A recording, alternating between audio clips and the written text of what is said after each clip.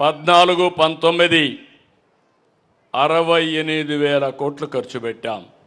ఓసారి మంచి పని జరిగితే మనం కూడా అప్పుడప్పుడు అభినందించాలి. ఆ రోజు ఇక్కడే ఉమా ఉన్నాడు. ఆ రోజు ఇరిగేషన్ మినిస్టర్గా ఉండి ఈ పనులన్నీ చేశాడు. ఈరోజు వసంత ప్రసాద్ గారు దాన్ని ముందుకు తీసుకుపోయే కార్యక్రమంలో చాలా అగ్రెసివ్గా ముందుకు పోయి అభివృద్ధి కార్యక్రమాలు చేస్తున్నారు. అప్పట్లో 68,000 కోట్లు ఖర్చు పెట్టాం. 2 ఏళ్లలో మళ్ళీ 24,000 కోట్లు ఖర్చు పెట్టాం. ఇది ఈ ప్రభుత్వం యొక్క చిత్తశుద్ధి.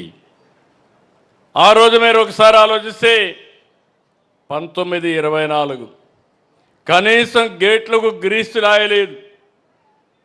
నిర్వహణ లోపాల్లో గేట్లు ఎక్కడికక్కడ స్ట్రక్ ఆఫ్ అయిపోయినాయి. ప్రాజెక్టులు కొట్టుకోబోయే పరిస్థితి వచ్చింది. రాష్ట్రంలో తిరిగి మేము ప్రశ్నిస్తే సమాధానం చెప్పలేదు. పులిచింతల గేటు కొట్టుకొని పోతే రిపేర్ చేయలేకపోయారు. గుండ్లకమ్మ గేటు ఊడిపోయింది. రిపేర్ చేయాలంటే కాంట్రాక్టర్ రాని పరిస్థితి. వస్తే పనిచేస్తే డబ్బులు ఇవ్వరు కాబట్టి మేము రామని మొరాయించే పరిస్థితి.